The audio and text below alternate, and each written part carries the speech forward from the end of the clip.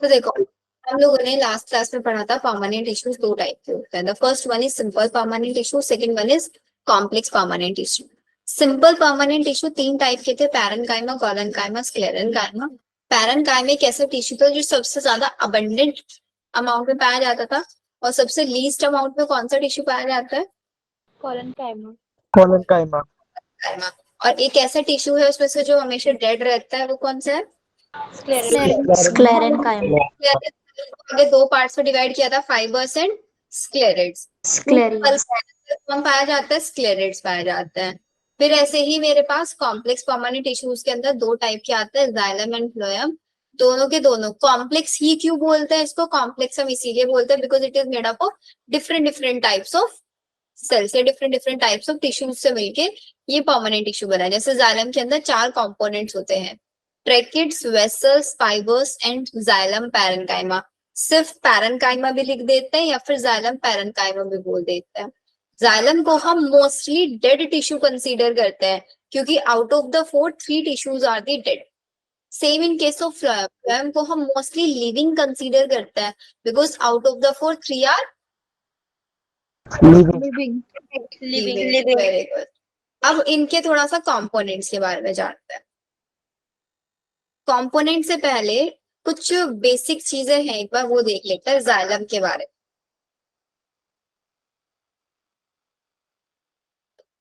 Xylem क्या है? Mostly living या mostly dead? Mostly dead. Xylem को मैं दो पार्ट्स में डिवाइड कर रही हूँ। एक होगा मेरे पास, जैसे मैंने सबसे स्टार्टिंग में मेरिस्टेमेटिक टिश्यूज को दो पार्ट्स में डिवाइड किया था, primary meristematic tissue and secondary meristematic tissue. Same यहाँ पे जाइलम को मैं प्राइमरी जाइलम और सेकेंडरी जाइलम। Secondary xylem. अब इन दोनों के अंदर डिफरेंस क्या होगा? प्राइमरी जाइलम कब बनेगा? जब हमारे पास वो वाला साइकिल याद है, सबसे पहले मेरे पास मेरिस्टेमेटिक टिश्यूज हैं, उन्होंने अपने अंदर डिफरेंशिएशन करा के परमानेंट में कन्वर्ट हो गए, प्राइमरी परमानेंट टिश्यू। तो प्राइमरी परमानेंट टिश्यू का एग्जांपल प्राइमरी जाइलम हो जाएगा या नहीं होगा ना? फिर उसने अपने डी डिफरेंशिएशन कराया तो सेकेंडरी मेरिस्टेमेटिक टिश्यू में कन्वर्ट हो गया था।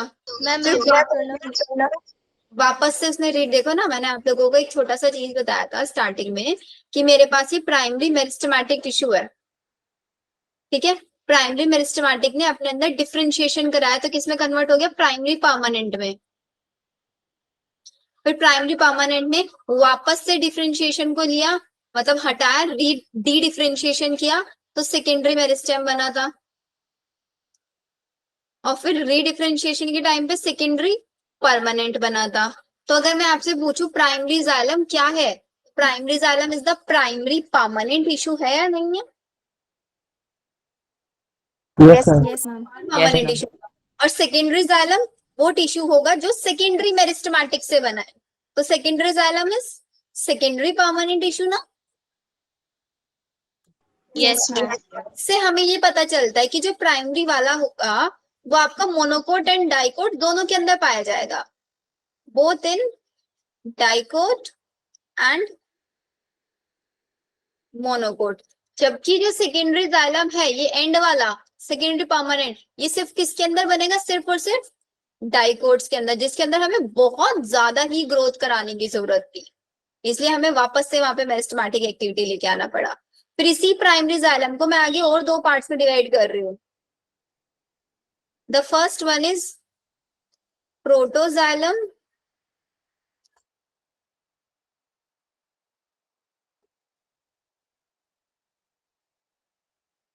मेटाजाइलम। प्रोटोजाइलम कौन सा जाइलम होगा जो सबसे पहले बनेगा?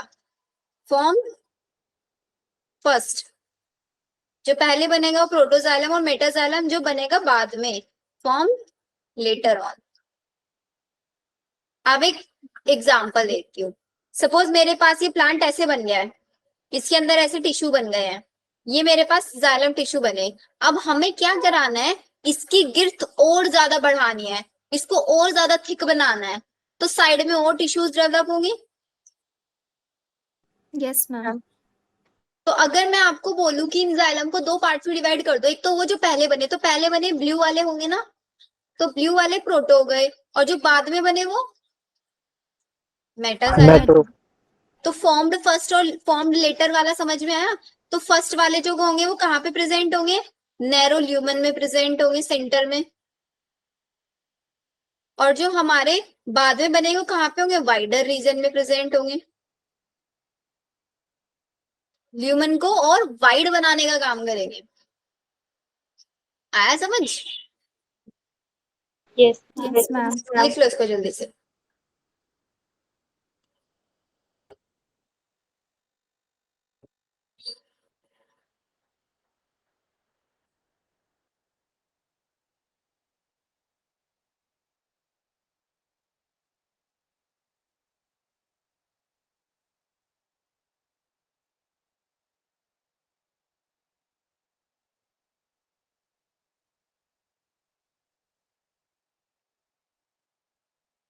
Done, ma'am.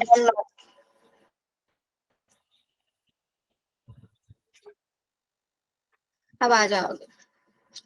फिर जाइलम को ही मैं on the basis of position of protoxylem, on the basis of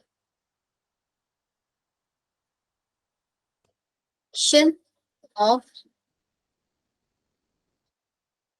xylem, protoxylem की पोजीशन के बेसिस पे हम अपने जाइलम को दो पार्ट में डिवाइड कर रहे हैं। और ये बहुत इंपॉर्टेंट है बच्चों, इसके ऊपर स्टार मार्क कर लेना, क्वेश्चन आता है यहाँ से।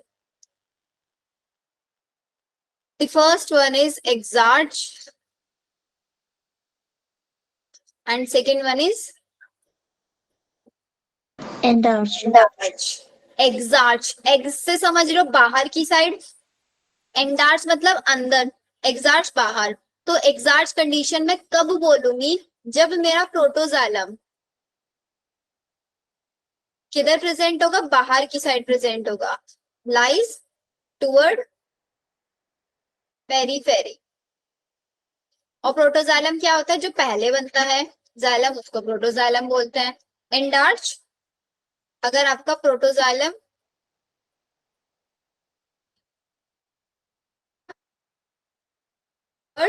सेंटर, बहुत इंपॉर्टेंट है बच्चों, क्वेश्चन मिलेगा इस पे आप लोगों को। एग्जाम्पल लिख लो। एक्सार्च कंडीशन हमेशा मेरे को रूट्स में देखने के लिए मिलेगी, और एंडार्च कंडीशन हमेशा स्टेम में।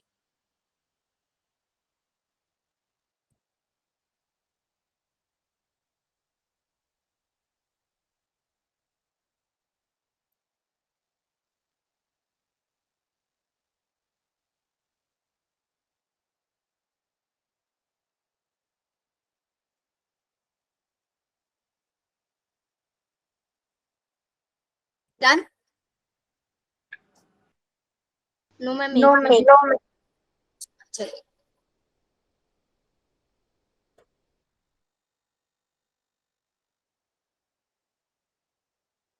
मैम ये जो सारी पोजीशंस हैं ये रूट और स्टेम में किस तरह से देखने को मिलेगी, एक बार इसे एक्सप्लेन कर दीजिए। बेटा अभी ना इस चैप्टर के आगे वाले टॉपिक में ही हम रूट की पूरी स्ट्रक्चर पढ़ेंगे, कि अंदर से रूट दिखाई कैसे देती है, कहाँ पे उसके अंदर जाइलम प्रेजेंट होता है, कहाँ पे फ्लोएम प्रेजेंट होता है। तो आप स्ट्रक्चर देख के समझ जाओगे कि मैंने क्यों रूट को एक्सार्च बोला, क्यों स्टेम को एंडार्च बोला। Okay ma'am. क्योंकि पूरा डिटेल स्ट्रक्चर है, अभी बनवाऊंगी मैं आप लोगों से वो स्ट्रक्चर भी। Ma'am done. अब आ जाते हैं हम लोग जाइलम के जो मैंने कंपोनेंट्स लिखे उनके कंपोनेंट पे। तो जाइलम का पहला कंपोनेंट क्या था, ट्रैकिड्स था ना। Yes ma'am. तो ट्रैकिड के बारे में लिखो। ट्रैकिड कैसा था, लिविंग था, डेड था? Dead I'm dead. डेड था। इसका मतलब इसके अंदर प्रोटोप्लास्ट या प्रोटोप्लाज्म एब्सेंट। होगा। और ट्रैकिड कैसा होता है, यूनिसेलुलर स्ट्रक्चर होती है, is a unicellular structure. Shape इसकी इलोंगेटेड होती है। अगर आप इसका डायग्राम ड्रॉ करोगे तो ऐसे इसका डायग्राम आपको देखने के लिए मिलेगा। प्रोटोप्लास्ट एब्सेंट है, तो मतलब लिग्निन जरूर डिपॉजिट मिलेगा इसके अंदर। तो यहाँ पे ये लिग्निफाइड भी होगा। ये लिखो ट्रैकेट के बारे में। फिर ट्रैकेट्स के बाद क्या था हमारे पास?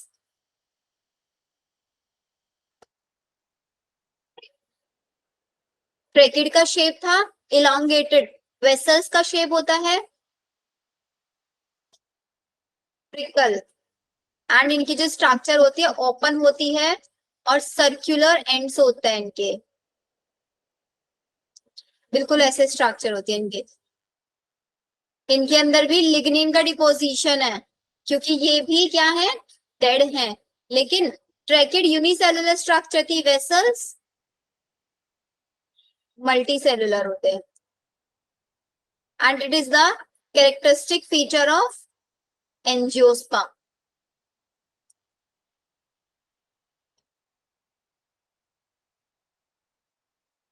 और किसी का?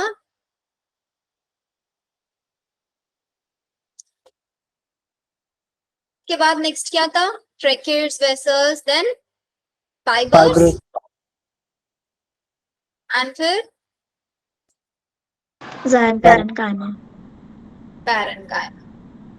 तो फाइबर भी हमारे पास कैसी स्ट्रक्चर, एक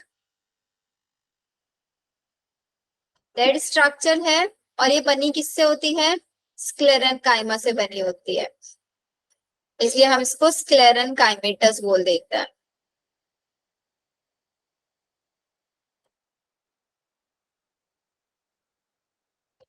इसका काम होता है मैकेनिकल सपोर्ट देने का।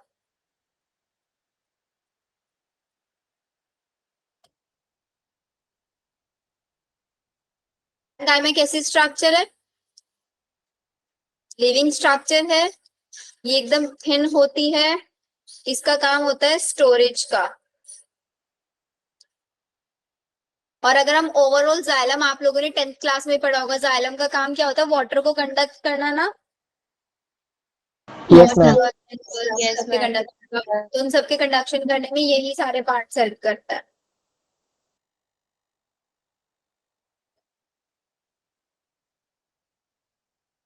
जल्दी से लिख लो।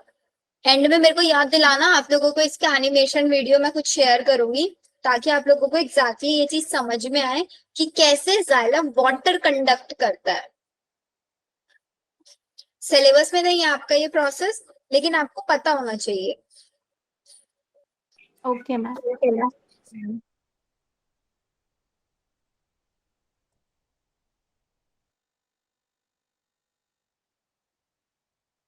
मैम ट्रांसपिरेशन पुल की वजह से। हाँ, वो तो प्रोसेस है बेटा उसके पीछे, कि नीचे से रूट प्रेशर लगाता है, ऊपर से ट्रांसपायरेशन पुल लगता है, जिसकी वजह से वाटर ट्रांसपोर्ट होता है। ट्रांसपोर्ट मतलब होता कैसे एग्जैक्टली वो, ये तो उसके पीछे का मैकेनिज्म हो गया। दिखता कैसे वो ट्रांसपोर्ट होते टाइम? जैसे मैम नॉर्मली आप सेल्स से होता है। किससे? मैम जैसे ऊपर वाली लीफ होती है, ट्रांसपिरेशन पुल की वजह से सिग्नल आता है उसमें कि उसमें पानी खत्म हो गया, तो दूसरी सेल आती है, फिर वो अपना पानी देती है, फिर उसको मदद होती है पानी की, फिर नीचे वाले अपना पानी देती है, इसकी वजह से ट्रांसपिरेशन पुल होता है। Exactly.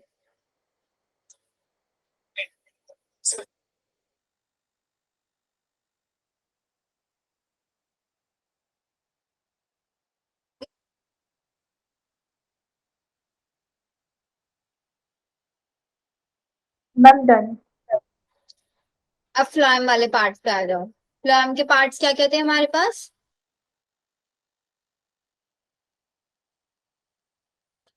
Sieve tubes,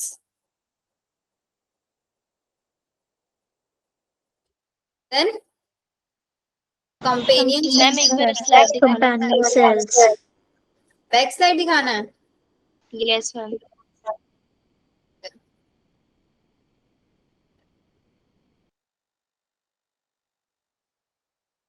done ma'am.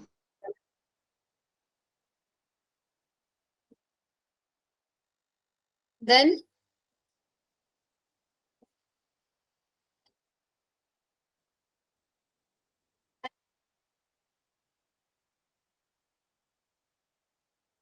Then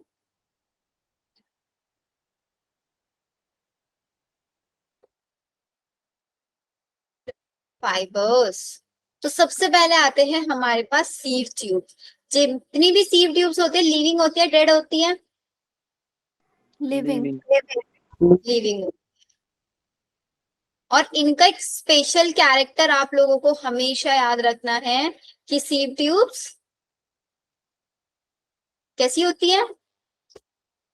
nucleated, मतलब इनके अंदर न्यूक्लियस एब्सेंट होता है।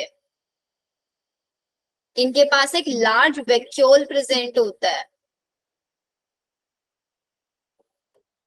और इनका साइटोप्लाज्म पेरिफेरल साइटोप्लाज्म इनके अंदर पाया जाता है।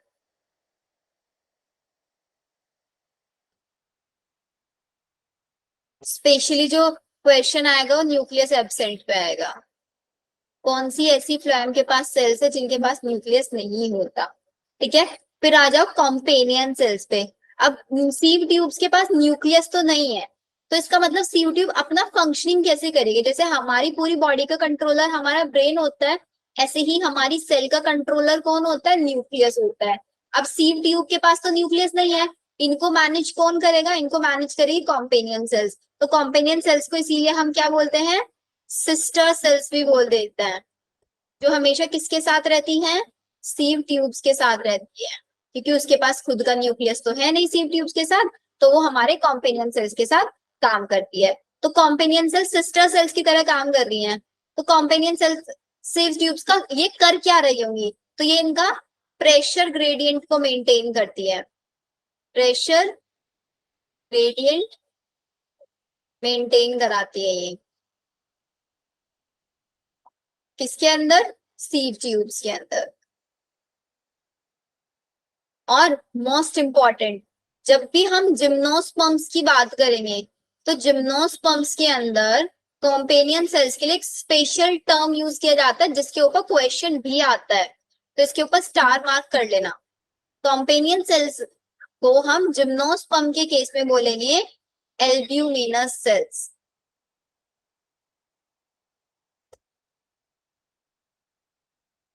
कॉम्पेनियन सेल्स का काम सीव ट्यूब के प्रेशर ग्रेडियंट को मेंटेन करना। मैम एल्बिन एल्बिन albuminous cells, albuminous ma'am albuminous cell क्यों कहते हैं? बेटा नाम दिया जाता है स्पेशली, ऐसे इनका नाम दे देता है क्योंकि आप ना उसमें आपने वो पढ़ा ना आपका एंडोस्पर्मस और non endosperms seeds.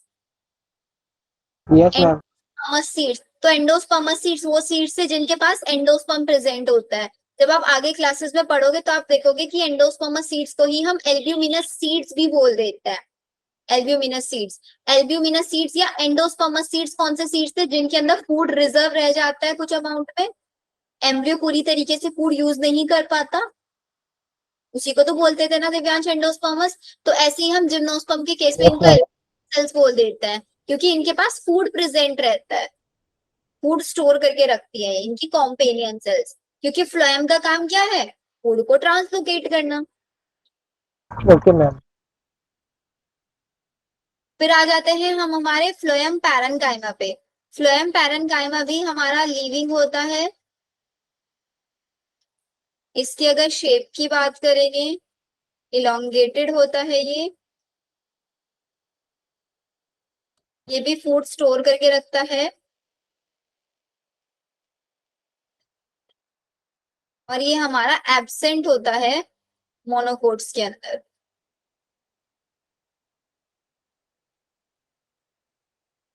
Phloem fibre dead होता है। अब डेड है तो किससे बना होगा ये? स्क्लेरन का। पेरेन्काइमा। ये भी हमारा एब्सेंट होता है मोनोकोट्स में।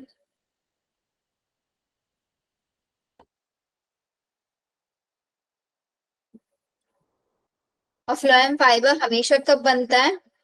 During secondary growth in dicots. जब डाइकोट्स के अंदर सेकेंडरी ग्रोथ हो रही होगी, सेकेंडरी ग्रोथ का मतलब जब हमारे प्लांट की गिर्थ डायमीटर बढ़ रहा होगा उसको बोलते हैं सेकेंडरी ग्रोथ। प्राइमरी ग्रोथ का मतलब हाइट में बढ़ना।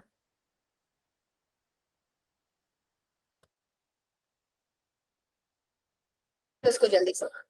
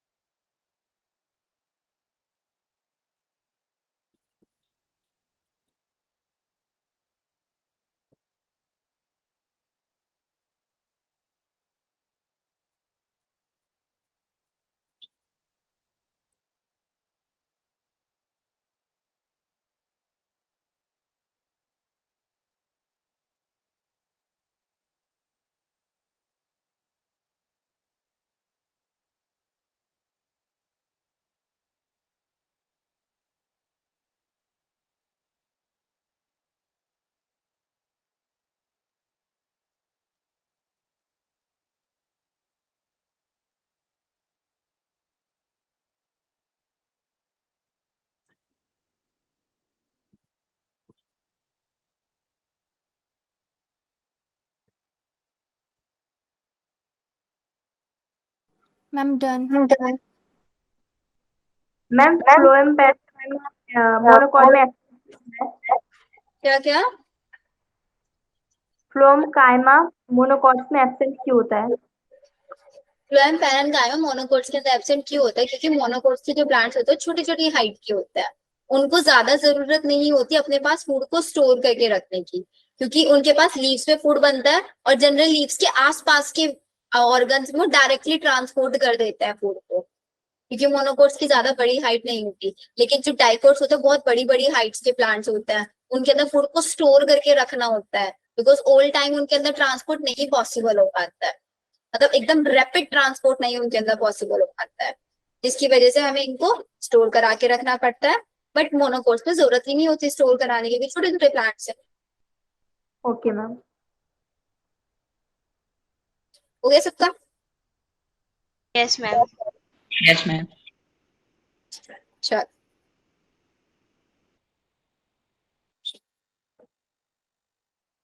जाते हैं हम लोग हमारे टिश्यू सिस्टम पे।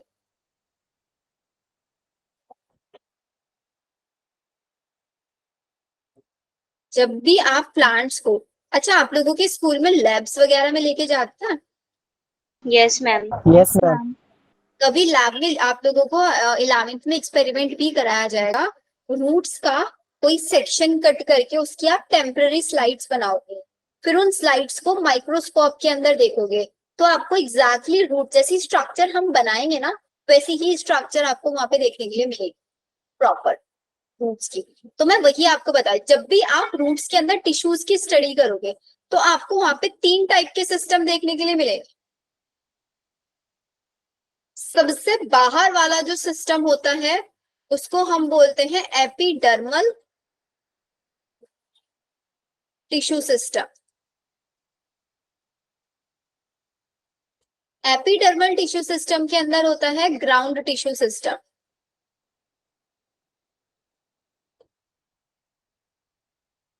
और सबसे अंदर की साइड होता है हमारा vascular tissue system. Vascular tissue system हम पढ़ चुके हैं। वेस्कुलर टिश्यू में ही हमारे जाइलम और फ्लोएम आते हैं। जाइलम और फ्लोएम को हम वेस्कुलर टिश्यूज भी बोल सकते हैं या वेस्कुलर बंडल्स भी हम उनको बोल देते हैं। तो इसके अंदर तो हमारे क्या आएंगे, जाइलम और फ्लोएम आएंगे, ठीक है।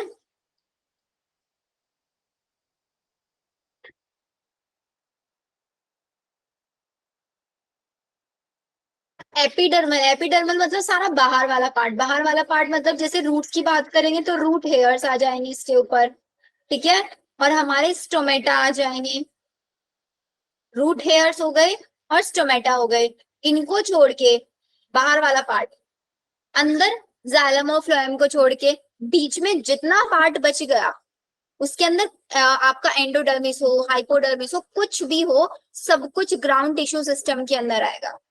बाहर रूट हेयर्स और स्टोमेटा को छोड़ के, और सबसे सेंटर में जाइलम और फ्लोएम, बीच वाला जितना पार्ट है वो सारा का सारा किस में आएगा, ग्राउंड टिश्यू सिस्टम। सिस्टम में। तो ग्राउंड टिश्यू सिस्टम की डेफिनेशन क्या लिखेंगे, except epidermal tissue system and vascular tissue system, all the part of the plants come into the category of ground tissue system, ठीक है। चलो अब सबसे पहले हम स्टार्ट करते हैं एपिडर्मल टिश्यू सिस्टम में पढ़ने के लिए। तो एपिडर्मल टिश्यू सिस्टम्स के अंदर प्रेजेंट होती है हमारी सबसे बाहर एपिडर्मल सेल्स। पढ़ते होंगे ना एपिडर्मिस टर्म, एपिडर्मल प्रेजेंट होती है। और ये एपिडर्मल सेल्स किससे बनी होती है, सबसे ज्यादा अबंडेंट टिश्यू कौन सा है हमारे पास, पैरेन्काइमा। ये हमारी पैरेन्काइमेटस सेल्स होती है। एपिडर्मिस, अब सपोज कर रहे हैं मेरी जो स्किन है एकदम कॉन्टिन्यूस स्किन है, नहीं ऐसी मेरी प्लांट की स्किन कंसीडर करो, उनके ऊपर ज्यादा होल्स वगैरह प्रेजेंट नहीं होते ना। अच्छा स्किन का काम क्या होता है हमारी बॉडी के अंदर, हमारी बॉडी को प्रोटेक्ट करना, बाहर के कोई भी माइक्रो ऑर्गेनिजम्स वगैरह हमारी बॉडी में एंटर ना हो जाए, उन सब चीजों से प्रोटेक्ट करना। तो हमें क्या चाहिएगा, जो सबसे बाहर वाली कवरिंग हो वो ऐसी कवरिंग हो जिसके अंदर कोई होल्स, कोई इंटरसेलुलर स्पेस ना हो, ऐसे ही तो चाहिएगा ना। तो इसका यस मैम। वो भी एपिडर्मल सेल्स प्रेजेंट होती हैं, क्या उनके अंदर इंटरसेलुलर स्पेस होगा? नहीं No. होगा। No ma'am. तो इनके अंदर इंटरसेलुलर स्पेस एब्सेंट होता है।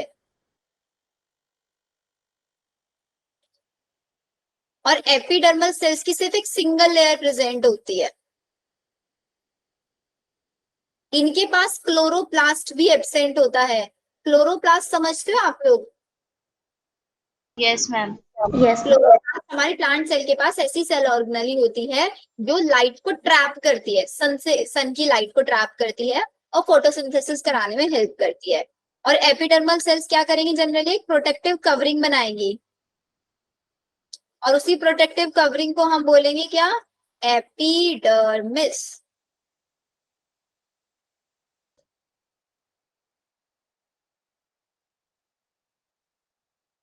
सबसे बाहर प्लांट्स की जब हम एनाटॉमी को स्टडी करोगे, जब आप किसी भी प्लांट को माइक्रोस्कोप में स्टडी करोगे, तो सबसे बाहर वाली लेयर जो भी आपको दिखेगी उसको क्या बोलोगे?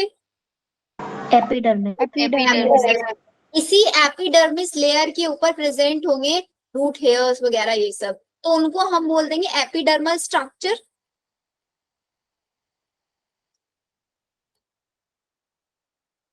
स्ट्रक्चर या एपिडर्मल एपरेटस। तो एपिडर्मल स्ट्रक्चर के अंदर सबसे पहले हम पढ़ेंगे स्टोमेटल या स्टोमेटा। किस किस को पता है व्हाट इज स्टोमेटा? पोर्स होते हैं हमारी लीफ के अंदर जो अपने अंदर से गैसेस एक्सचेंज करते हैं और वाटर लॉस करते हैं थ्रू ट्रांसपिरेशन। यही होता है ना। Yes ma'am. चलो इसकी स्ट्रक्चर बनाते हैं छोटे से।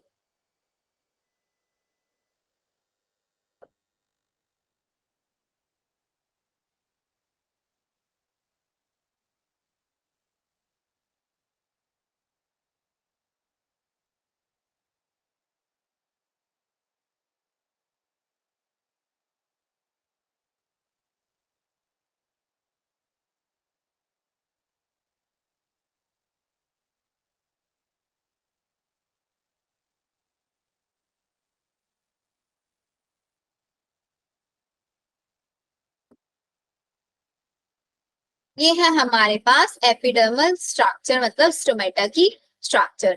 जैसे कि सपोज करो हमारे माउथ की ओपनिंग एंड क्लोजिंग को, हम लोग पानी कैसे पीते हैं? माउथ से पीते हैं, नहीं पीते हैं? Yes. Yes ma'am. माउथ के थ्रू ही ऑक्सीजन लेते हैं, कार्बन डाइऑक्साइड छोड़ते हैं। हमारे पास नोज भी है। प्लांट्स की माउथ और नोज दोनों की दोनों क्या है? स्टोमेटा। माउथ भी नोज भी।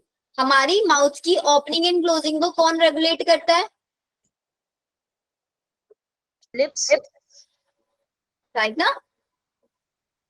Yes ma'am. ऐसे ही हमारे स्टोमेटा के अंदर क्या है? ये हमारा स्टोमेटल पोर है।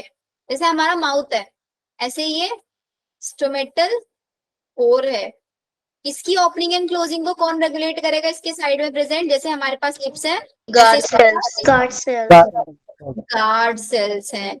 ये गार्ड सेल्स क्या करते हैं? Regulate the opening and closing of stomata.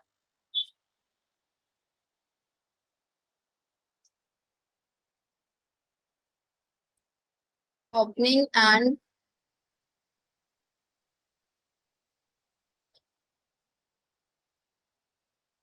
Closing of stomata. अब क्वेश्चन आता है कि ये गार्ड सेल कैसे रेगुलेट करता है, कैसे ओपन और क्लोज करता है? सिंपल से एग्जांपल देखिए। आप लोगों के घरों में वुडन डोर्स या वुडन विंडोज तो होंगी। Yes ma'am. Yes ma'am. बारिश के मौसम में क्या होता है? जब मॉनसून का टाइम होता है, वो वुडन डोर्स या विंडोज बहुत टाइट हो जाता है, अपने पूरे फ्रेम में फिट नहीं होती होंगी। स्पेशली वो जिनका बहुत रेयरली ओपन क्लोज करते होंगे। डेली ओपन क्लोज होने वालों के साथ नहीं होता, बहुत रेयर वालों के साथ। कि अपनी मम्मियों से पूछना कि बारिश के Yes, मौसम ma'am. में वगैरह होता है, जाम हो जाता है, क्यों होता है वो जाम? मैंने मैम बारिश हुई थी ना, तो मैंने भी यही सोचा था, लेकिन आंसर नहीं मिला था मुझे। आज मिल जाएगा। सोचा है कभी किसी ने ऐसा क्यों होता है?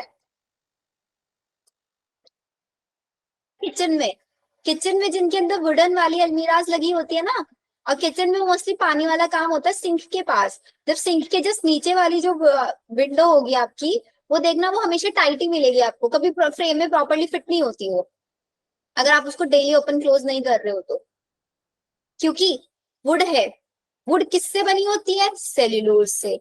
और सेल्यूलोज की बहुत अच्छी प्रॉपर्टी होती है, जैसे उसको पानी मिलता है वो सारा का सारा पानी सोख लेता है, एब्जॉर्ब कर लेता है पानी को वो।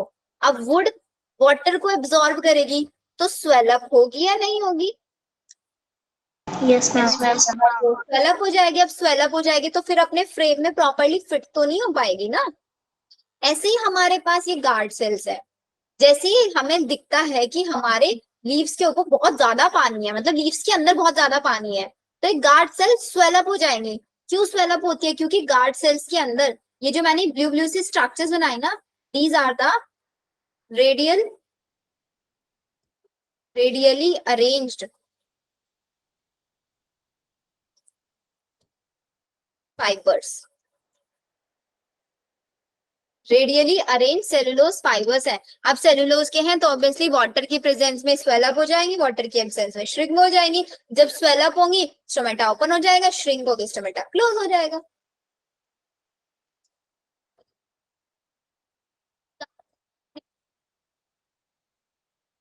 पीछे का मैकेनिज्म उसके अंदर प्रेजेंट सेलुलोज फाइबर्स के पास छिपा हुआ है।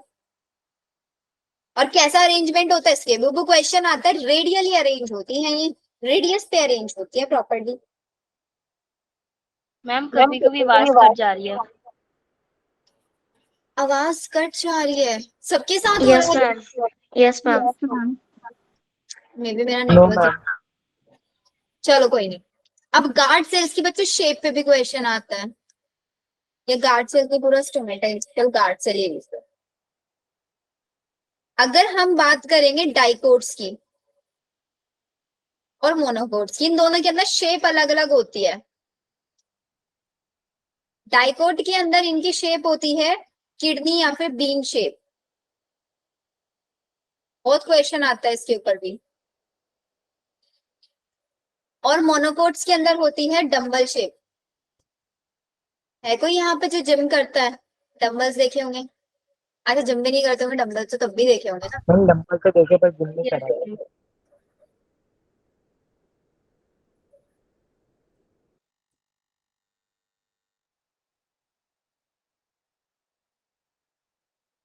बड़ी गड़बड़े होने लगी आजकल मुझसे। इतनी मेहनत से तो मैंने डायग्राम बनाया था।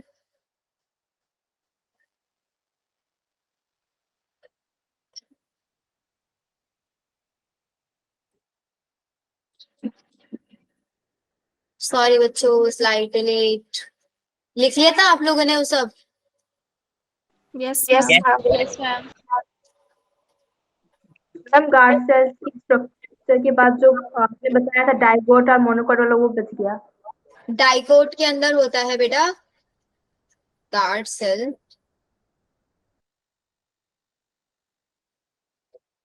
डाइकोट्स में होता है किडनी और बीन शेप। मैम मैम आपकी स्क्रीन शेयर नहीं हो रही। क्लियर नहीं है?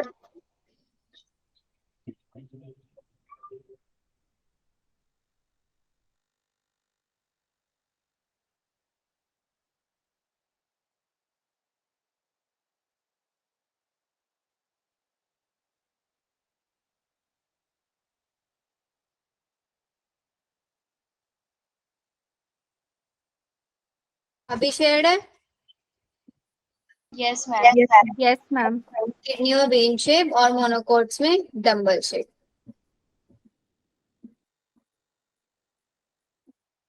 यार इतना अच्छे से तो मैंने डायग्राम बनाया था, डिलीट हो गया सब। लिख लो जल्दी से।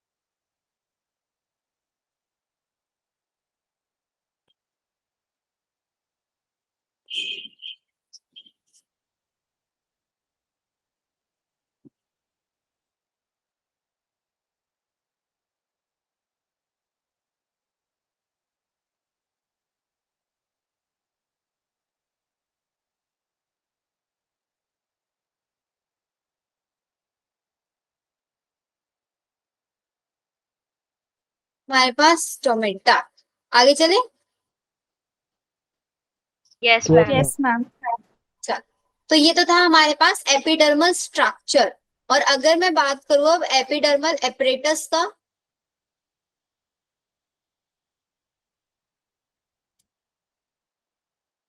एपिडर्मस के ऊपर क्या क्या एपरेटस प्रेजेंट होता है। एपरेटस मत लिखो, जो इसका अपेंडेजेस लिखो, अपेंडेजेस और ज्यादा इजी रहेगा।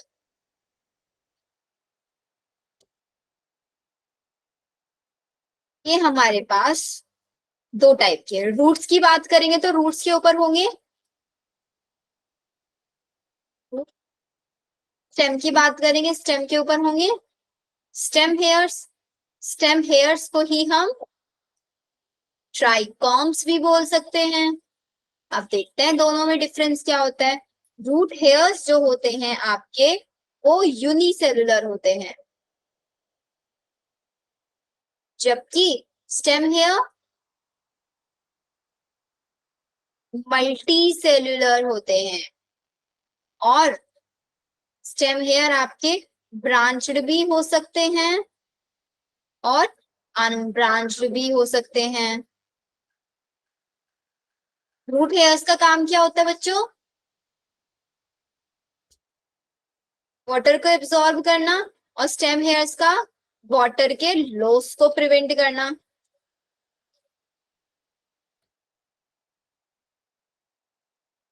सिक्रीशन में भी हेल्प करता है अपने अंदर से कुछ सब्सटेंसेस को ये, और स्टेम को सॉफ्ट बनाता है। लिखो इसको मैम जल्दी। स्टेम हेयर मोस्टली जो ग्रीन स्टेम होता है उसमें पाए जाते हैं। हाँ, जितने भी ग्रीन स्टेम्स होते हैं उनके अंदर पाए, जो बड़े बड़े ट्रीज होते हैं ना, वुड वाले, जो वुडन वाले होते हैं, उनके अंदर नहीं पाए जाते स्टेम। मैम अपेंडेजेस का मतलब क्या होता है? किसका बेटा? अपेंडेजेस। अपेंडेजेस का मतलब होता है बाहर की साइड कोई निकली हुई स्ट्रक्चर। जैसे हमारे हेयर्स हैं, हमारे हेयर्स को हम अपेंडेजेस बोल सकते हैं। Okay ma'am.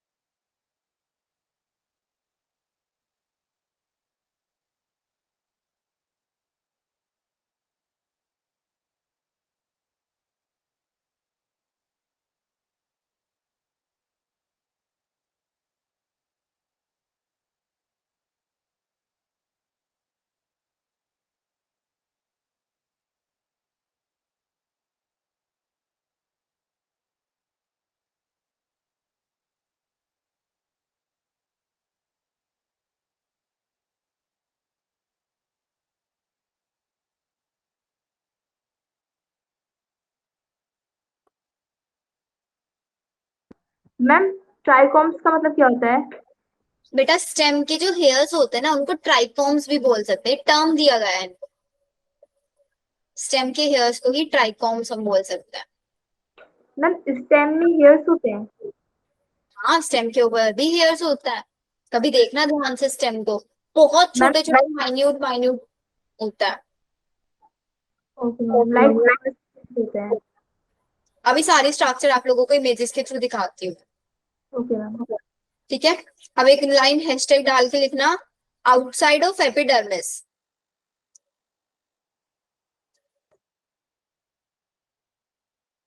is covered with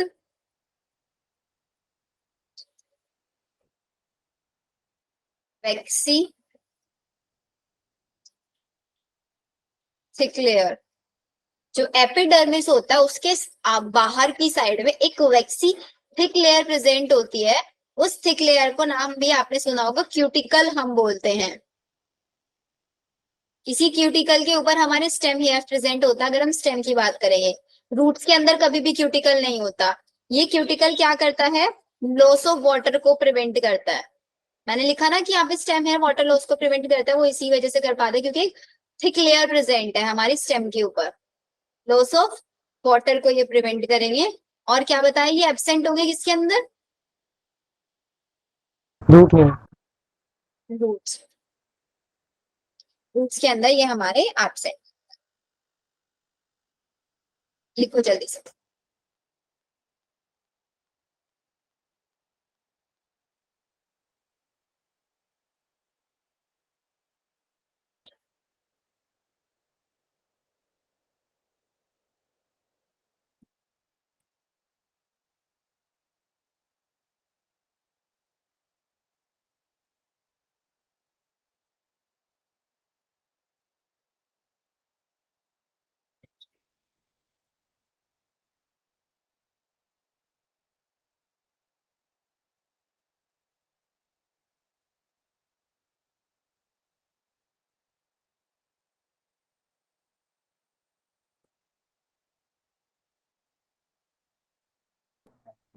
ma'am ये जो क्यूटिकल है वो प्रिवेंट करता है ना लॉस ऑफ वाटर को?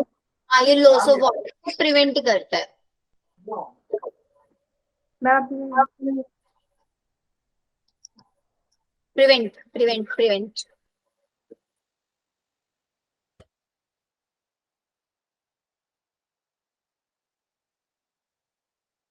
हो गया? Yes ma'am done. Yes ma'am. तो हमने फिनिश किया अपना एपिडर्मल टिश्यू सिस्टम। बस वेस्कुलर टिश्यू सिस्टम और फिनिश कर लेते हैं, फिर डायग्राम सिखाते हो आप लोगों को। छोटू सा है वेस्कुलर टिश्यू सिस्टम, फिर हमारा पास ग्राउंड टिश्यू सिस्टम बच जाएगा।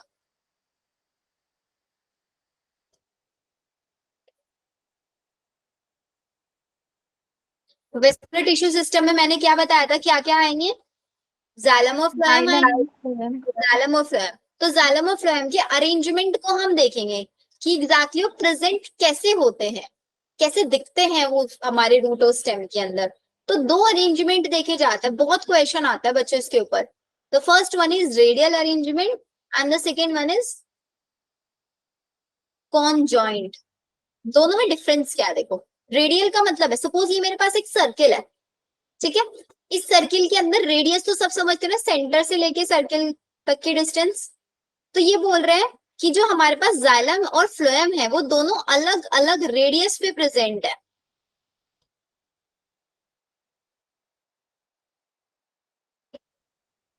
के अंदर सेम रेडियस पे प्रेजेंट है।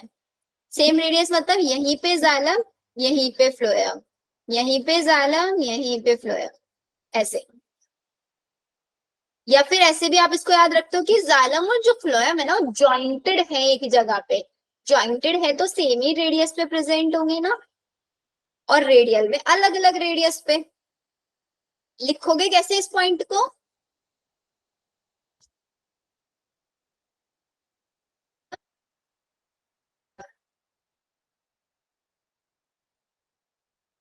Which are present on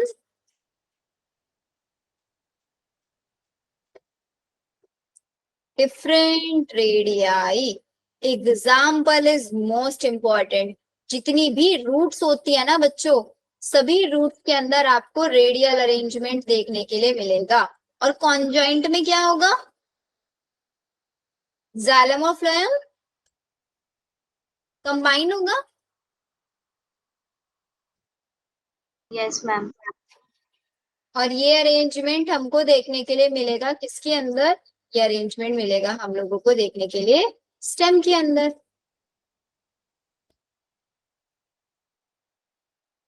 stem के अलावा लीफ के अंदर भी यही अरेंजमेंट हमको मिल सकता है। अब इसके अंदर भी दो पार्ट्स आते हैं, एक होता है ओपन कॉन्जॉइंट, एक होगा क्लोज्ड कॉन्जॉइंट। ओपन और क्लोज में डिफरेंस क्या है? सपोज ये मेरे पास वेस्कुलर बंडल है, नीचे जाइलम है, ऊपर फ्लोएम है। अब ये बोल रहे हैं अगर जाइलम और फ्लोएम के बीच में एक रिंग प्रेजेंट है, रिंग को बोलेंगे वेस्कुलर कैम्बियम। Vascular cambium. तो हम उस जाइलम फ्लोएम को क्या बोलेंगे? Open conjoint vascular bundle. कैसे बोलेंगे? ओपन कॉन्जॉइंट वेस्कुलर बंडल, जिसके अंदर वेस्कुलर कैम्बियम प्रेजेंट होगा। और क्लोज्ड में वेस्कुलर कैम्बियम एब्सेंट होगा। ओपन में प्रेजेंट होगा, क्लोज में एब्सेंट होगा। और ओपन हमेशा डाइकोट्स के अंदर होगा और क्लोज्ड हमेशा मोनोकोट्स के अंदर होगा। अब इसी के पीछे का एक लॉजिक समझाती हूँ आप लोगों को। क्यों डाइकोट्स के अंदर ओपन है हमारे पास जाइलम और फ्लोएम? वेस्कुलर कैम्बियम का आखिरकार काम क्या है? देखो, वेस्कुलर कैम्बियम एक ऐसी रिंग है जो जाइलम और फ्लोएम को ब्रेक कर करके नए नए जाइलम फ्लोएम बनवाएगी। नए नए जाइलम फ्लोएम बनते रहेंगे तो ग्रोथ होती रहेगी या नहीं होती रहेगी? कंटिन्यूअस ग्रोथ किसके अंदर चाहिए होती है मेरे को? डाइकोट्स में ना, मोनोकोट्स में तो नहीं होती इतनी ज्यादा ग्रोथ।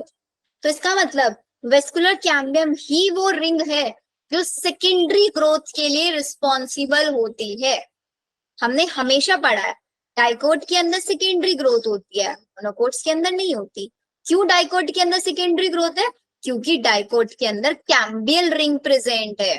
यही कैम्बियल रिंग जाइलम और फ्लोएम का को क्या कराएगी? इनके को डी डिफरेंशिएशन कराएगी। इनको बोलेंगी भाई अभी टाइम नहीं आया है तुम्हारा मैच्योर होने का, अभी तुम डिवाइड करो और ज्यादा स्पेस बनाओ और ज्यादा ग्रोथ करो अपनी।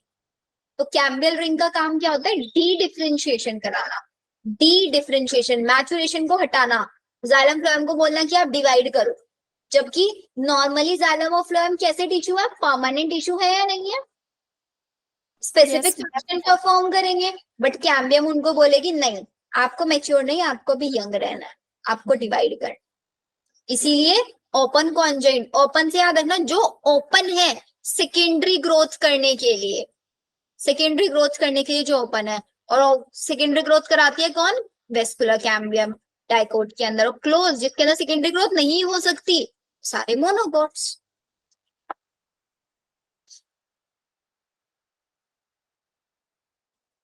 लिख लो जल्दी जल्दी से।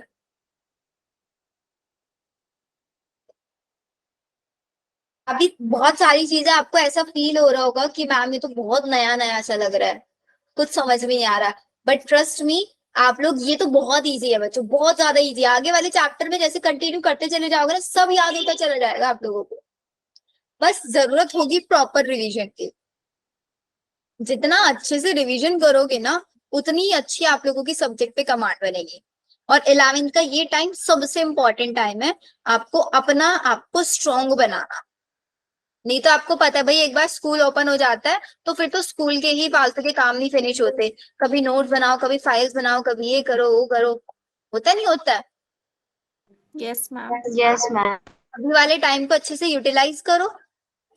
चलो आपको दिखाती हूँ अब मैं। तो आप जल्दी जल्दी से मेरे को चीजें बताते रहो, आप लोगों को क्या क्या चीजें एनिमेशन वाले फॉर्म में देखनी।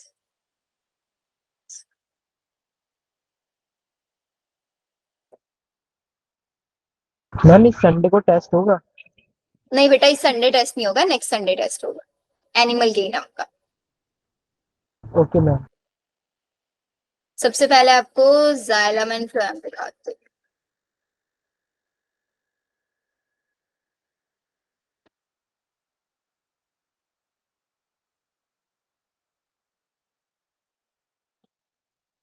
तो कुछ कुछ ऐसा दिखता है हमारा जाइलम और फ्लोएम।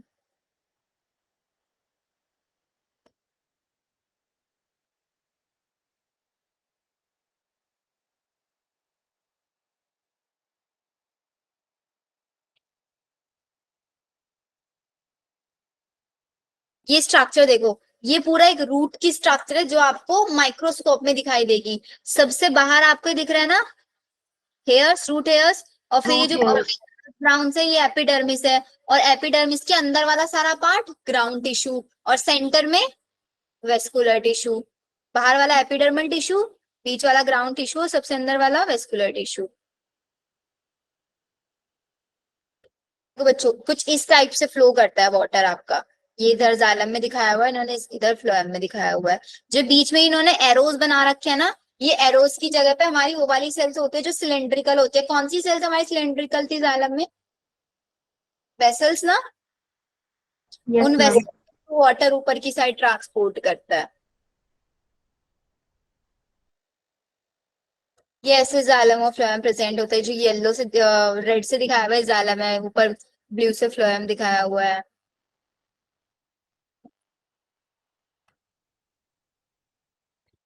अगर आप रियल माइक्रोस्कोप में, अच्छे वाले माइक्रोस्कोप में स्ट्रक्चर देखोगे, आपको कुछ इस टाइप के डायग्राम दिखाई देंगे, जैसे ब्लू ब्लू कलर से दिखाया देना ना, ये वो डिपेंड करेगा आप लोग ने जब स्लाइड प्रिपेयर किया कौन सा स्टेन यूज किया, मतलब कौन सा कलर यूज किया स्टेनिंग के लिए। ब्लू स्टेन यूज करोगे तो ब्लू दिखाई देगा, रेड यूज करोगे तो रेड दिखाई देगा, बट एग्जैक्टली सब कुछ दिखाई देता है। कभी स्कूल ओपन होंगे ना तो अपनी टीचर को बोलना कि हम एक्सपेरिमेंट्स करा दो जाइलम और फ्लोएम के। Yes ma'am. मैम हमारे स्कूल में सैफरन यूज। हाँ, मोस्टली सैफरन ही यूज किया जाता है। पिंकिश कलर से थोड़ा आपको दिखाई देंगे उसमें सारे स्ट्रक्चर। देखो ये आपको कुछ इस टाइप से जाइलम और फ्लोएम होता है। और क्या क्या डायग्राम्स देखने वाले थे हम लोग? Tissues, ma'am tracheids. क्या बता? ट्रेकियार्ड्स। ट्रेकियार्ड या ट्राइकॉम्स?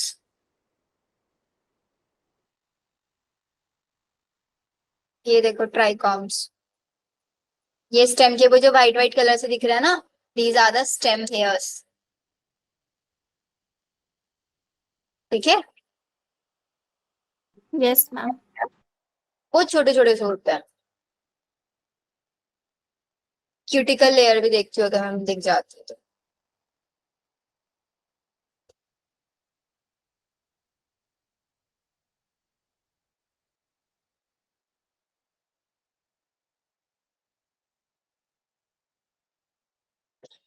क्लियरली नहीं दिखे हुए यार। क्यूटिकल लेयर व्हाइटिश जो होता है स्टेम या लीफ के ऊपर, वो होता है। व्हाइटिश सा लेयर बनी रहती है जो उसी के ऊपर रूट हेयर्स, वो ही क्यूटिकल लेयर होती है। देखो कुछ कुछ इसमें जिन्होंने दिखाने का ट्राई किया हुआ है।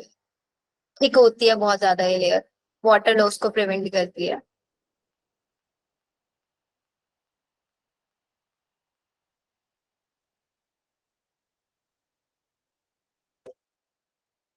और क्या क्या था?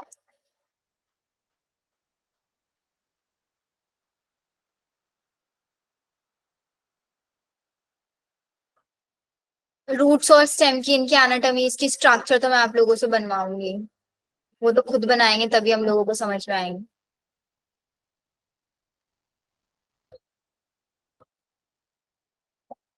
मैम हाँ जी, मैम फ्लोएम में मैम सीड प्लेट्स भी होती है ना?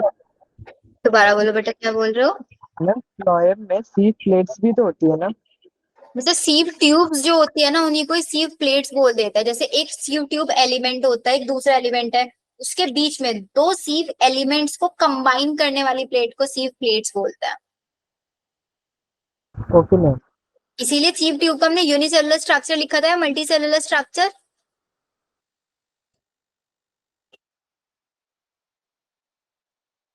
मल्टी सेलुलर लिखा होगा ना।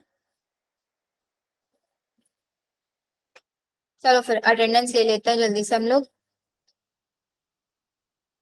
बच्चों हम स्पीड को देखो, सिलेबस को बिल्कुल भी स्पीडली नहीं कर रहे हैं, तो आप लोग जो पुराने चैप्टर्स हम पढ़ चुके हैं ना, उनका रिवीजन प्लीज प्रॉपरली रखना।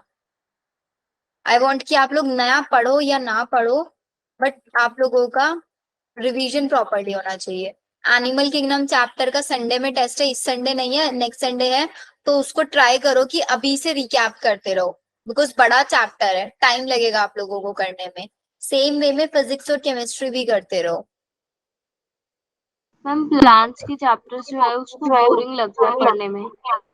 कौन से वाला? मैम प्लांट्स के चैप्टर्स जो होते हैं वो बोरिंग होते हैं पढ़ने में।